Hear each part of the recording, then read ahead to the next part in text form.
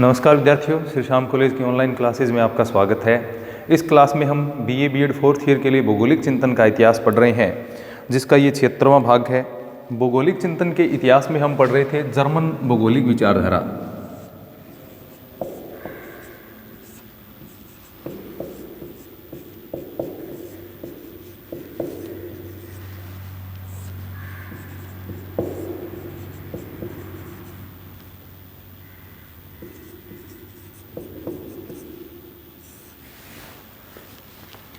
German भौगोलिक विचारधारा के अंतर्गत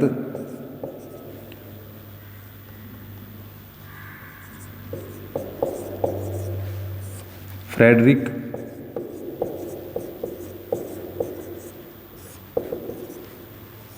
रैटजेल की जो रचनाएं हैं उनके बारे में हम पढ़ रहे थे।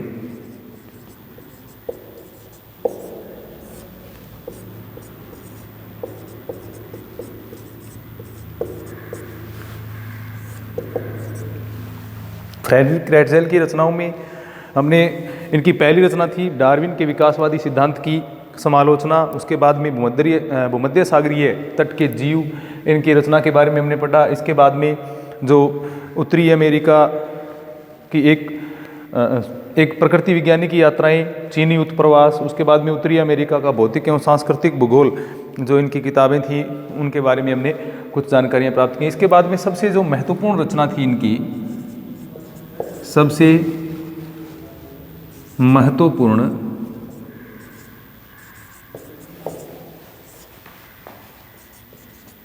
रचना या प्रतिष्ठित रचना जिसको हम कह सकते हैं वो थी मानव भूगोल,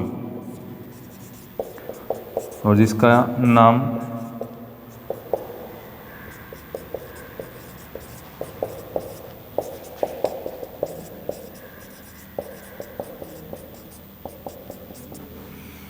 एंथ्रोपोजियोग्राफी, जिस पुस्तक का नाम था, ये इनकी सर्वाधिक प्रतिष्ठित रचना मानी जाती है। सबसे फेमस इनकी ये कृति हम कह सकते हैं, सबसे प्रतिष्ठित है, सबसे प्रसिद्ध कृति इनकी है, जिसके दो प्रकाशन है वो 2 खंडों में हुआ। जो प्रथम खंड है उसका प्रकाशन 2 खंडों में इसका प्रकाशन हुआ है, ये हमने पढ़ लिया था। प्रथम जो खंड है वो 1882 में प्रकाशित हुआ और द्वितीय खंड है वो 91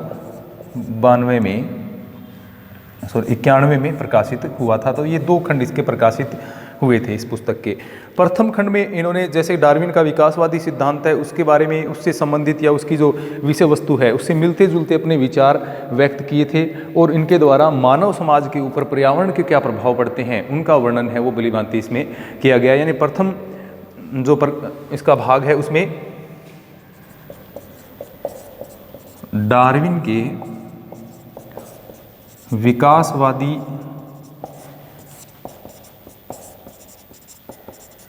सिद्धांत से मिलते जुलते विचार इनके द्वारा प्रस्तुत किए गए मानव समाज पर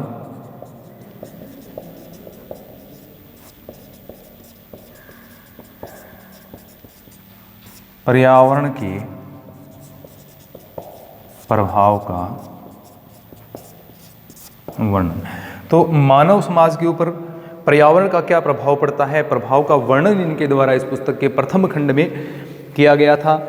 इसके साथ साथ में विभिन्न प्रदेशों के इतिहास पर प्राकृतिक पर्यावरण का क्या प्रभाव पड़ता है इसकी व्याख्या भी की गई। मानव समाज पर क्या प्रभाव पड़ता है, मानव समाज के इतिहास के ऊपर जो प्राकृतिक कारक हैं या पर्यावरणीय कारक हैं उनका क्या प्रभाव पड़ता है, इसका वर्णन इनके द्वारा इस पुस्तक में प्रस्तुत किया गया।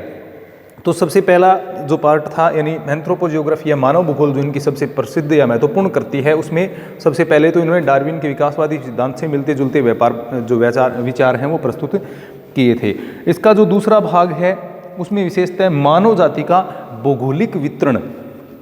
दूसरे पार्ट में क्या है, मानव जाति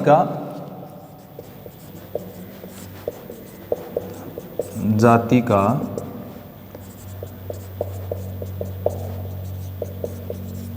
भौगोलिक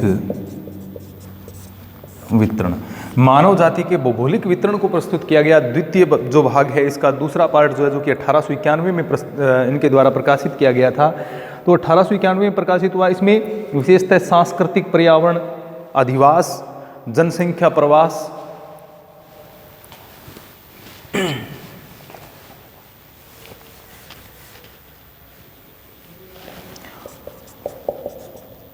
सांस्कृतिक पर्यावरण, जनसंख्या अधिवास, यानी मानव का सांस्कृतिक पर्यावरण किस प्रकार का है, उसके बाद में जनसंख्या का वितरण किस प्रकार से देखने को मिलता है किन किन क्षेत्रों में, और उनके अधिवासों के प्रकार, उनके रहन सहन आदि का वर्णन इनके द्वारा किया गया। इसके अलावा जनसंख्या का प्रवास किस प्रकार से होता है, इमिग्रेशन के बारे में, यानी जनसंख्या का प्रवास। इसके अलावा जनसंख्या का सांस्कृतिक विसरण, किस प्रकार से विभिन्न संस्कृतियों का विस्तार हुआ है, एक क्षेत्र से दूसरे क्षेत्र में किस प्रकार से संस्कृतियां एक क्रम में विस्तृत होती चली गई या वितरित होती चली गई, उन चीज़ों का वर्णन भी इस पुस्तक में देखने को मिलता है। तो सांस्कृतिक पर्यावरण, अधिवास, जनसंख्या प्रवास, इसके अलावा सांस्कृतिक विसरण या सांस्कृतिक लक्षणों का विसरण, ये सारी चीज़ें हैं, इनका भौगोलिक वर्णन देखने को मिलता है। सांस्कृतिक लक्षणों का विसरण, ये जो सारी चीजें हैं इनका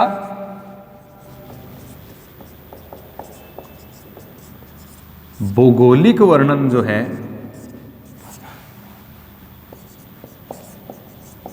मिलता है। तो देखने को मिलता है जो दूसरा पार्ट है जो कि 1891 में इसका प्रकाशित हुआ था, उसमें विशेषतः मानव जाति का भौगोलिक वितरण, और इसमें कौन कौन सी चीजें, सांस्कृतिक पर्यावरण किस प्रकार का है मानव जाति का, उसके ऊपर पर्यावरण के क्या प्रभाव हैं, जनसंख्या का वितरण किस प्रकार से है, जनसंख्या प्रवास किस प्रकार से होता है, जनसंख्या प्रवास अर्थात जनसंख्या एक क्षेत्र से दूसरे क्षेत्र में प्रवास करती है, उसके पीछे कारण क्या होते हैं, किस प्रकार से उनके साथ में सांस्कृतिक लक्षणों का विसरण होता है, यानी एक क्षेत्र के लोग जैसे किस प्रकार से किसी भी जैसे यूरोपीय देश हैं, ये एशियाई देशों में, यूरोपीय जो लोग हैं एशियाई देशों में आए, किस प्रकार से पाश्चात्य संस्कृति का जो विस्तार है वो एशियाई देशों में देखने को मिलता, या फिर जैसे चीनी उत्प्रवास के बारे में भी इनके द्वारा जानकारियाँ प्रस्तुत की गई। तो इन सारी चीज़ों के बारे में यहाँ पर इनकी जो वर्णन है वो हमें देखने को मिलते हैं, यानी जनसंख्या से संबंधित विशेषतः जनसंख्या का जो भौगोलिक वितरण है, मानव जाति का जो भौगोलिक वितरण है, उनकी जानकारियां हमें इस पुस्तक के दूसरे भाग में देखने को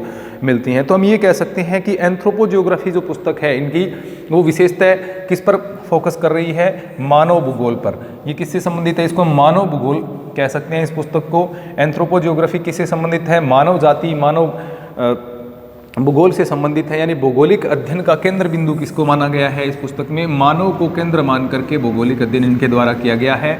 और इसी कारण जो फ्रेडरिक रेटजेल हैं उनको मानव भूगोल का जनक भी कहा जाता है। तो ये इनकी सबसे महत्वपूर्ण कृति एंथ्रोपोजियोग्राफी के बारे में हमने पढ़ा। दूसरा पहला भाग है, उसमें हमने देखा कि इसमें पर्यावरण के ऊपर किस प्रकार से विभिन्न मानव समाज के ऊपर पर्यावरण का क्या प्रभाव है, इसके साथ में जो डार्विन का विकासवादी सिद्धांत है उससे संबंधित मिलते जुलते विचार है वो प्रथम खंड में इनके द्वारा प्रस्तुत किए गए, और विशेषतः मानव समाज के ऊपर पर्यावरणीय प्रभाव क्या होते हैं, प्राकृतिक कारकों के क्या प्रभाव पड़ते हैं, उनका वर्णन पहले भाग में किया गया जो कि 1882 में प्रकाशित हुआ था।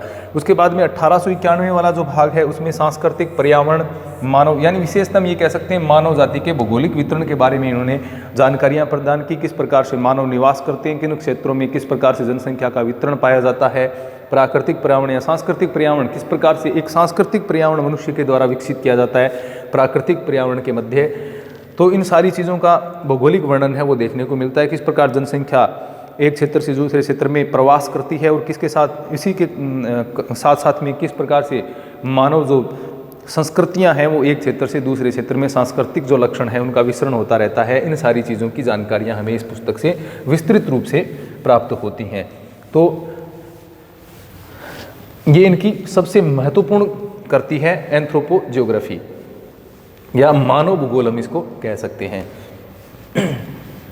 तो ये इनकी 6 रचनाओं के बारे में हमने पढ़ा था। अगली जो इनकी रचना है वह है मानव जाति का इतिहास। 7वीं जो इनकी रचना है महत्वपूर्ण जो है वो है मानव जाति का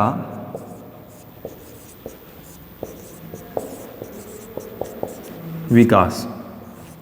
मानव जाति का विकास, ये इनकी दूसरी महत्वपूर्ण कृति हम कह सकते हैं, जिसका वाल्कर कुंडे, जर्मन भाषा में इसका जो नाम है वो क्या है, वाल्कर कुंडे।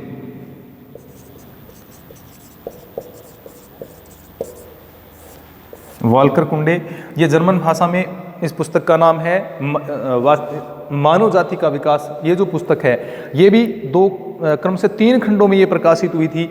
3 खंडों में ये पुस्तक इनकी प्रकाशित हुई, वाल्कर कुंडे। ये 1885 में, इसके अलावा दूसरा खंड इसका यानी प्रथम खंड, इसके बाद में 1886 में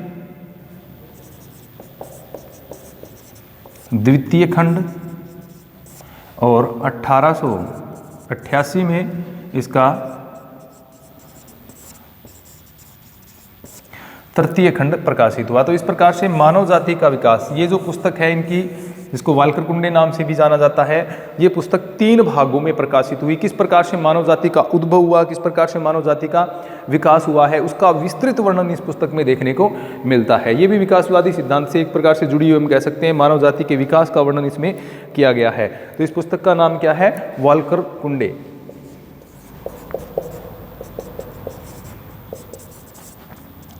जर्मन भाषा में इस पुस्तक को वाल्कर कुंडे नाम दिया गया है, या हम ये कह सकते हैं मानव जाति का विकास। 3 भागों में इनकी पुस्तक प्रकाशित हुई। प्रथम खंड है वो 1885 में, द्वितीय खंड है वो 1886 में, और इसके बाद में 1888 में इस पुस्तक का तृतीय खंड है वो प्रकाशित हुआ था। तो ये इनकी 7वीं महत्वपूर्ण रचना है। इसके बाद में अगली जो रचना है वह है संयुक्त राज्य अमेरिका का राजनीतिक भूगोल। राजनीतिक भूगोल के ऊपर भी रेटजेल ने महत्वपूर्ण कार्य किए थे। आधुनिक राजनीतिक भूगोल को विकसित करने का श्रेय इनको ही जाता है। राजनीतिक भूगोल में महत्वपूर्ण कार्य इनके द्वारा किए गए। जैविक राज्य की कल्पना का विकास है वह भी रेटजेल के द्वारा ही किया गया। तो संयुक्त राज्य अमेरिका का राजनीतिक भूगोल, ये इनकी महत्वपूर्ण रचना है। संयुक्त राज्य अमेरिका का राजनीतिक भूगोल। यह पुस्तक 1893 में इनके द्वारा लिखी गई थी। तो 1893 में इनकी जो पुस्तक आई वह थी संयुक्त राज्य का राजनीतिक भूगोल। संयुक्त राज्य अमेरिका की राजनीतिक भूगोल का वर्णन है वो इसमें देखने को मिलता है। राजनीतिक भूगोल में विशेषतः राज्य की सीमाएं हैं, जैविक राज्य की परिकल्पना है, इन सारी चीज़ों के बारे में, या फिर पर्यावरण के ऊपर, राजनीतिक स्थिति के ऊपर पर्यावरण का किस प्रकार से प्रभाव पड़ता है, इन सारी चीज़ों का वर्णन है वो इसमें देखने को मिलता है। राज्य की सीमाओं का वर्णन इसमें किया गया है, किस प्रकार से राजनीतिक स्थिति है वो भौगोलिक स्थिति के द्वारा प्रभावित हो रही है, उन सारी चीज़ों का वर्णन संयुक्त राज्य अमेरिका के संदर्भ में इस पुस्तक में देखने को मिलता है। इसके बाद में इनकी अगली जो पुस्तक आई वह थी राजनीतिक भूगोल।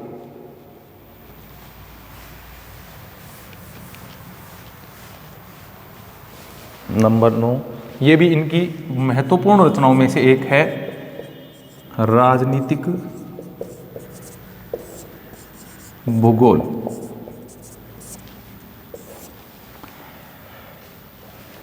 पॉलिटिक्स ज्योग्राफी, जर्मन भाषा में इसको कहा गया है, पॉलिटिक्स ज्योग्राफी कह सकते हैं, पॉलिटिक्स ज्योग्राफी कह सकते हैं।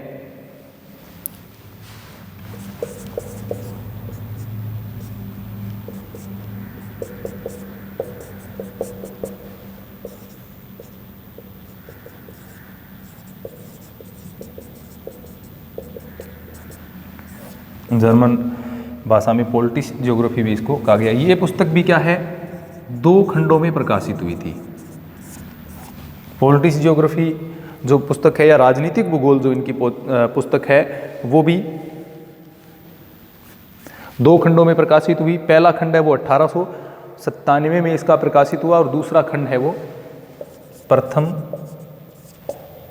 खंड, यह आया था 1897 में, और द्वितीय खंड जो है वह आया था 1903 में। तो ये 2 पुस्तकें राजनीतिक, ये जो पुस्तक है 2 खंडों में प्रकाशित हुई। राजनीतिक भूगोल जिस पुस्तक को नाम दिया गया है 1897 में प्रथम खंड आया, द्वितीय खंड है वो 1903 में आया था। तो ये जो पुस्तक है मानव भूगोल की भांति राजनीतिक भूगोल की भी इनकी जो सबसे महत्वपूर्ण पुस्तक हम कह सकते हैं। इसका प्रथम खंड में जो है उसमें भूगोल का वैज्ञानिक अध्ययन में राजनीतिक भूगोल को एक नवीन अध्याय के रूप में इन्होंने जोड़ने का प्रयास किया।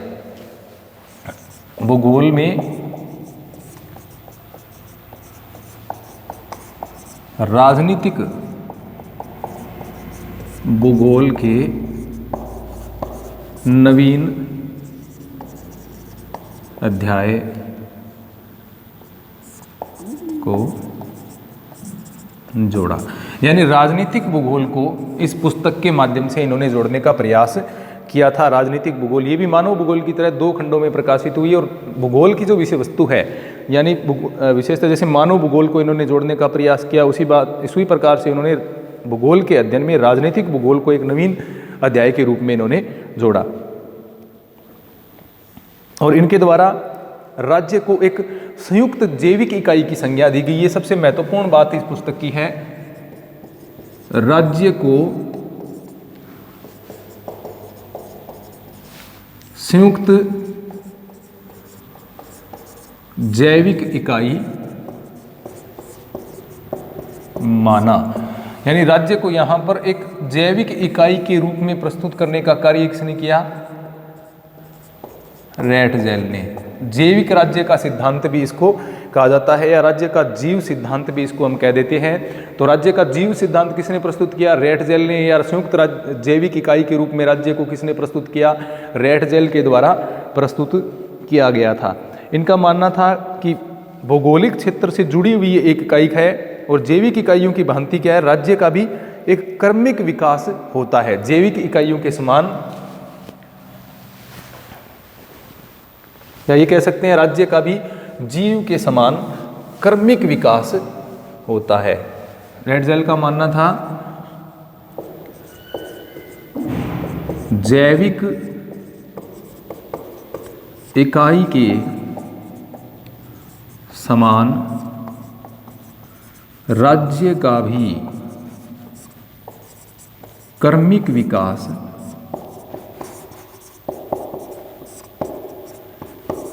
होता है। यानी जिस प्रकार एक जीव का क्रमिक विकास होता है जैविक इकाई का, उसी प्रकार राज्य भी क्या है, क्रमिक रूप से विकसित होता है। राज्य का भी क्रमिक विकास होता है, ऐसा फ्रेडरिक रैटजेल का मानना था। यानी राज्य के जैविक सिद्धांत को इनके द्वारा प्रस्तुत किया गया था अपनी पुस्तक राजनीतिक भूगोल में, जो 2 खंडों में प्रकाशित हुई 1897 और 1903 में।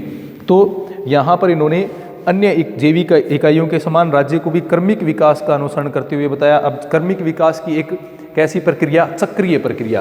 क्रमिक विकास की चक्रीय प्रक्रिया का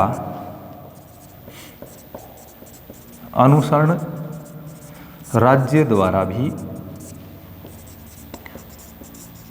किया जाता है। ये इस पुस्तक की सबसे महत्वपूर्ण बात है। इसको आप ध्यान रखें कि जैविक इकाई के रूप में राज्य को किसने माना? फ्रेडरिक रैटजेल ने माना। किसका मानना था कि राज्य का विकास भी जैविक इकाई के समान होता है? तो किसका मानना था? फ्रेडरिक रैटजेल का। किसने विकास की चक्रीय या विकास की जैविक चक्रीय प्रक्रिया का अनुसरण राज्य के द्वारा किया जाता है? किसका मानना था? फ्रेडरिक रैटजेल का। या जैविक राज्य का सिद्धांत किसने दिया? फ्रेडरिक रैटजेल ने। राज्य के जीव सिद्धांत का प्रतिपादन किसने किया ज्योग्राफी में या राजनीतिक भूगोल में? तो किसके द्वारा किया गया? फ्रेडरिक रैटजेल के द्वारा किया गया। तो ये इस पुस्तक की सबसे महत्वपूर्ण बात हम कह सकते हैं। इसके अलावा ये जो विचार है इनका, यही विचार आगे चल करके जर्मनी में भू राजनीति के नाम से विकसित हुआ। तो ये विचार जर्मनी में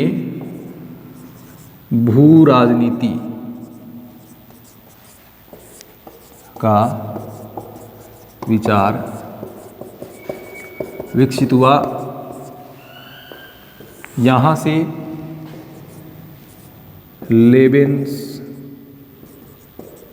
लेविनश्रम की जो विचारधारा है कि विचारधारा का विकास हुआ।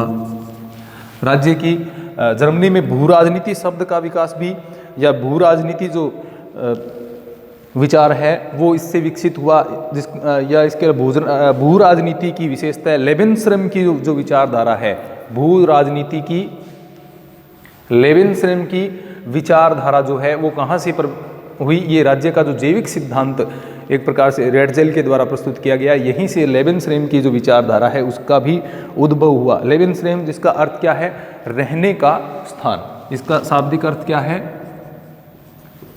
रहने का स्थान। तो लेवेनश्रम की विचारधारा किससे संबंधित हुई, फ्रेडरिक रेटजेल से। भू राजनीति की लेवेनश्रम विचारधारा है वो किससे संबंधित है, फ्रेडरिक रेटजेल से संबंधित है। यानी इसका आधार पूछे जाए तो क्या है, फ्रेडरिक रेटजेल का जो जैविक राज्य का सिद्धांत है उसके द्वारा से यहाँ पर ये प्रारंभ हुआ। तो जर्मनी में अगर हम देखें राजनीतिक भूगोल का विकास करने में तो रेटजेल का महत्वपूर्ण स्थान रहता है, और जैविक राज्य का सिद्धांत है वो किसके द्वारा प्रस्तुत किया गया यहाँ पर, फ्रेडरिक रेटजेल को। यानी राज्य को एक